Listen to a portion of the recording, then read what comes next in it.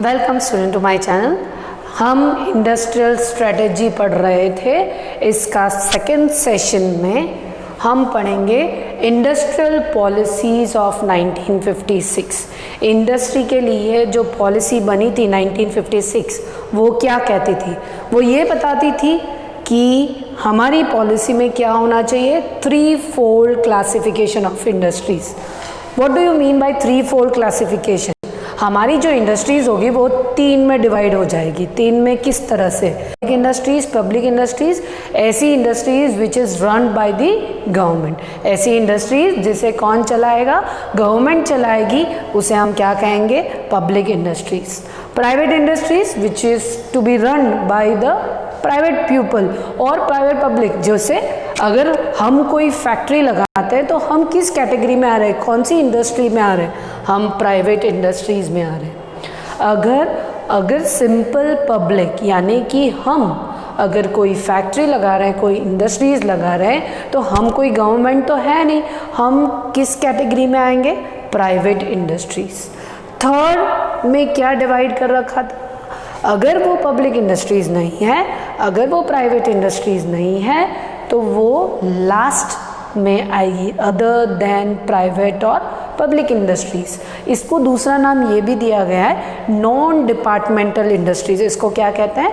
Non departmental industries. ऐसी industries जहाँ पर दोनों इन्वॉल्व है, कुछ काम गवर्नमेंट भी करती है और कुछ काम प्राइवेट सेक्टर्स भी करती है।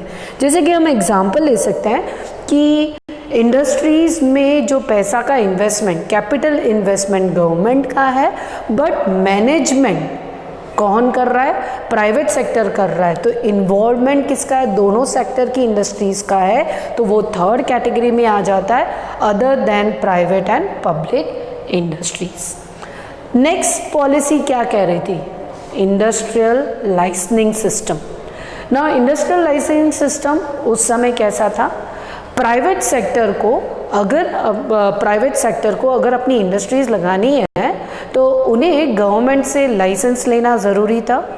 अब गवर्नमेंट जब लाइसेंस दे रही है या नया बिजनेस लगाओ तो भी तुम्हें गवर्नमेंट से परमिशन लेनी पड़ेगी, यानी कि लाइसेंस लेना पड़ेगा। अगर तुम अपने बिजनेस को एक्सपांड करना चाह रहे हो, बढ़ाना चाह रहे हो, तो भी तुम्हें अपने गवर्नमेंट से परमिशन लेनी पड़ेगी। अगर तुम बिजनेस में, इंडस्ट्रीज़ में पहले से एक प्रोडक्ट बना रहे हो, दूसरा और बनाना चाहते हो, तो भी तुम्हें इन लाइसेंसिंग सिस्टम में क्या करना पड़ेगा? गवर्नमेंट से परमिशन लेनी पड़ेगी। तो गवर्नमेंट लाइसेंसिंग सिस्टम उस समय क्या था? प्राइवेट सेक्टर को अपने बिजनेस को एस्टैब्लिश करने के लिए गवर्नमेंट से लाइसेंस लेना ज़रूरी था। Even if they want to expand their business, license system was compulsory. Now the next is what? Industrial scope. What is industrial scope? अगर हम सोप की बात करें तो soap means what? Concessions to motivate more and more private industries. Government चाहती थी या इस पॉलिसी में ज़्यादा से ज़्यादा प्राइवेट सेक्टर में इंडस्ट्रियल सेक्टर बढ़ जाए, इसीलिए उन्हें मोटिवेट करने के लिए उन्होंने क्या दिया? इंडस्ट्रियल कंसेशन दिया। किस तरह का कंसेशन दिया?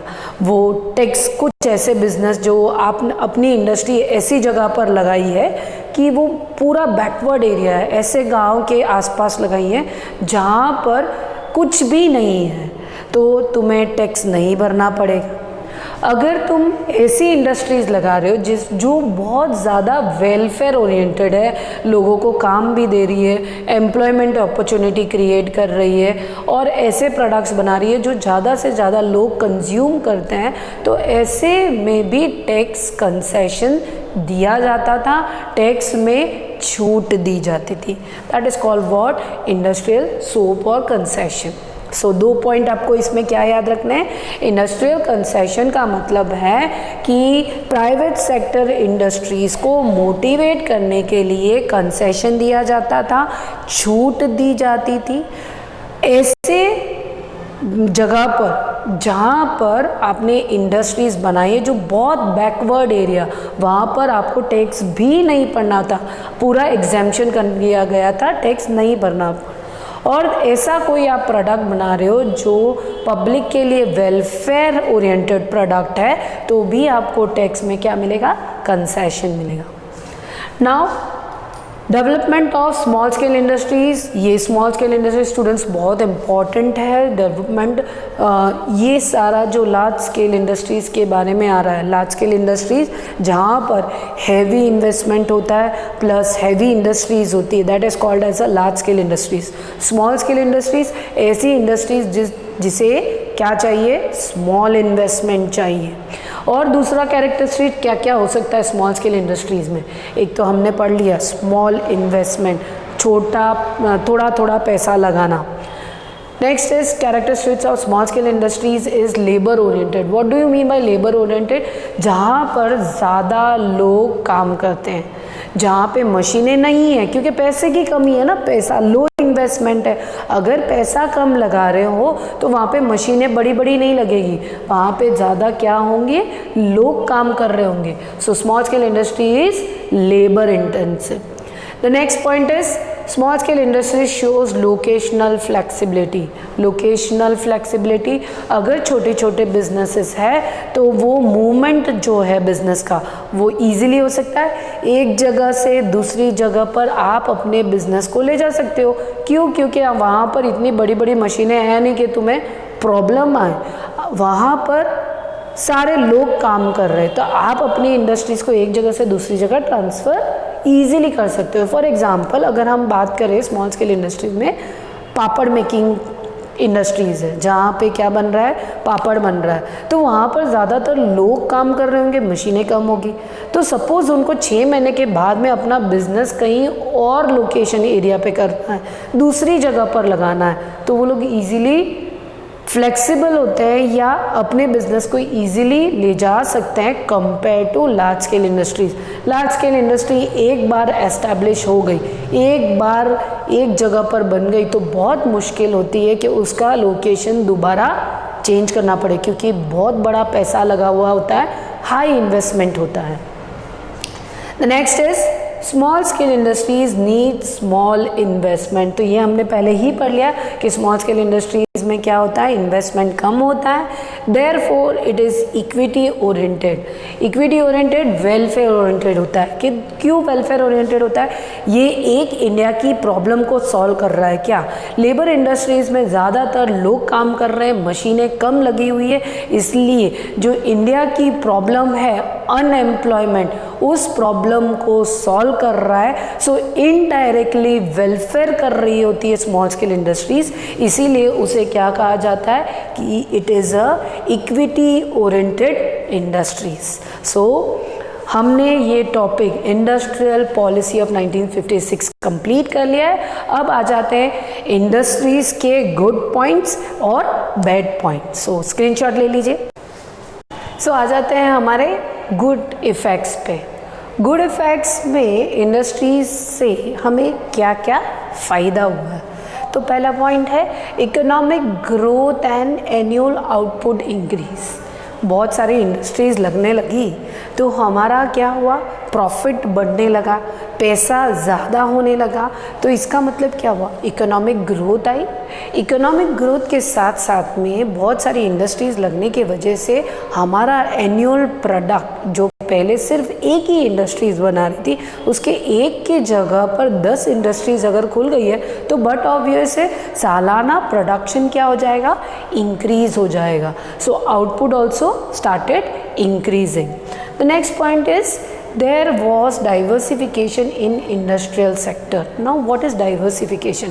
हमारा आउटपुट तो इंक्रीज हुआ ही है, पर ऐसे प्रोडक्ट मार्केट में आए या ऐसा आउटपुट इंक्रीज हुआ जो पहले हम सिर्फ कॉटन टेक्सटाइल की इंडस्ट्री होती थी या जूट इंडस्ट्रीज होती थी, अब हम लोग किस तरह के बिजनेसेस करना भी शुरू कर दिए थे या किस तरह की इंडस्ट्री लगाना, जैसे कि इलेक्ट्रॉनिक प्रोडक्ट्स बनाना भी शुरू कर चुके थे। तो हमने हमारी इंडस्ट्री में क्या लाया, डाइवर्सिफिकेशन, यानी वैरायटी ऑफ प्रोडक्ट्स बनाना शुरू कर दिया। Growth of large industries broad infrastructure, जितनी ज़्यादा इंडस्ट्रीज बनेगी उतना ही ज़्यादा ग्रोथ आएगी इंफ्रास्ट्रक्चर में। क्यों? क्योंकि अगर मुझे फैक्ट्री लगानी है तो मुझे वहाँ का इंफ्रास्ट्रक्चर चेक करना ज़रूरी होगा कि क्या मैं जहाँ इंडस्ट्री लगा रही हूँ वहाँ की रोड प्रॉपर है, क्या वहाँ पे पानी सप्लाई पूरी है, क्या वहाँ पे वाटर पावर सप्लाई पूरी है, तभी मैं अपनी इंडस्ट्री को अच्छी से एस्टैब्लिश कर पाऊँगी। इसीलिए जितनी ज़्यादा इंडस्ट्रीज़ बढ़ी, क्या लेके आई अपने साथ साथ? Infrastructural growth lie. Growth of small scale industries, ये पॉइंट हमने पहले कैरेक्टरिस्टिक्स में भी डिस्कस किया कि स्मॉल स्केल इंडस्ट्री से हमें क्या फ़ायदा हुआ, एम्प्लॉयमेंट अपॉर्चुनिटी क्या हुई है, इंक्रीज हुई है। Now welcome to the bad. अब ये इसका दूसरा पहलू, खराब पॉइंट क्या था इंडस्ट्रीज़ में, तो अब खराब पॉइंट क्या है वो भी देख लेते हैं। Emergence of public sector, emergency यानी इंडस्ट्री पब्लिक सेक्टर्स लगने से इंटरफियरेंस, गवर्नमेंट का इंटरफियरेंस इतना ज़्यादा था कि वो मोनोपोली इंडस्ट्रीज़ हो गई। सारी इंडस्ट्रीज़ गवर्नमेंट इंडस्ट्रीज़ है। अब सारी इंडस्ट्रीज़ गवर्नमेंट इंडस्ट्रीज़ है तो वहाँ पर कुछ ना कुछ गड़बड़ होने लगी। क्योंकि अगर मैं एक सिंपल सा एग्जांपल दूँ कि गवर्नमेंट इंडस्ट्रीज़ है, क्या नरेंद्र मोदी जो प्रेजेंट वर्ल्ड में अगर हम बात करें तो नरेंद्र मोदी हो गया या अमित शाह हो गया, ये आकर देख रहा है हर एक गवर्नमेंट फैक्ट्रीज़ में कि लोग किस तरह से काम कर रहे हैं? नहीं, उनके ऊपर कोई देखने वाला प्रॉपर नहीं होने की वजह से इंडस्ट्रीज़ कैसे होगी? इनएफिशिएंट रहेगी, काम में एफिशिएंसी नहीं आती है। तो यही चीज़ थी उस समय कि बहुत सारी पब्लिक इंडस्ट्रीज़ होने की वजह से ग्रोथ धीरे धीरे कम हो रहा था। क्यों कम हो रहा था? या हम बोल सकते हैं कि जितना ग्रोथ होना चाहिए था उतना नहीं हो रहा था।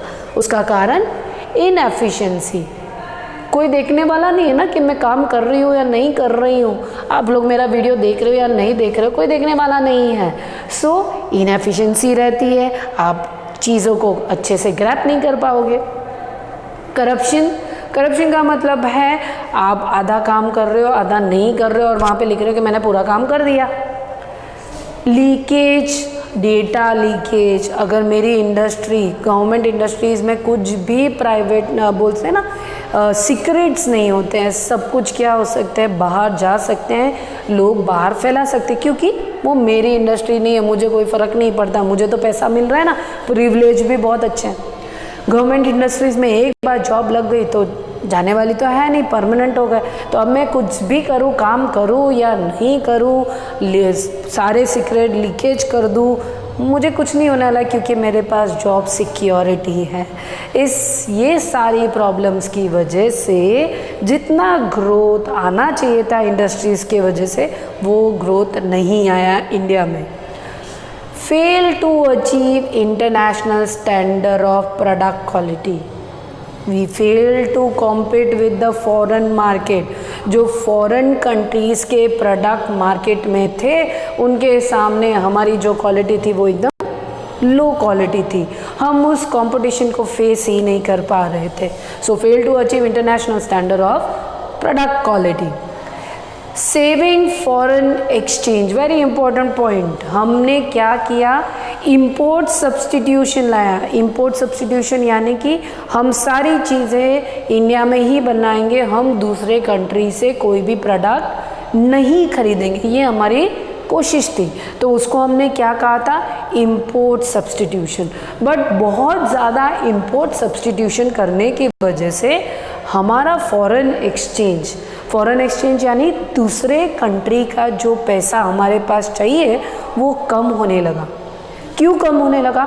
अगर मैं तुम्हारे साथ बिजनेस नहीं करना चाहती हूँ तो आप लोग मेरे साथ क्यों करोगे बिजनेस? आप भी तो अपने प्रोडक्ट को रोक दोगे, आप भी तो मेरे कंट्री में अपने प्रोडक्ट, अगर मैं आपसे नहीं ले रही हूँ प्रोडक्ट तो आप भी तो मेरे से नहीं लोगे प्रोडक्ट। तो उससे क्या हुआ? फॉरेन एक्सचेंज हमारी कंट्री में कम आने लगा, धीरे धीरे वो क्या होने लगा? कम हो गया, और इतना कम हो गया कि एक पॉइंट ऐसा आ गया इन द ईयर 1990, ऐसी कंडीशन हो गई कि हमें वर्ल्ड बैंक से लोन लेना पड़ा ताकि हम हमारे बिजनेस या इकोनॉमिक ग्रोथ ला सकें। अब 1990 का जो क्राइसिस होने की वजह से नई पॉलिसीज़, जो ये पॉलिसीज़ हमने पढ़ी, इनको सुधार किया गया, इनमें अमेंडमेंट किया गया और नई पॉलिसी आई 1991 की। वो हम नेक्स्ट चैप्टर में पढ़ेंगे। यहाँ तक ये तुम्हारे थे good effects and the bad effect of industrialization. So thank you students.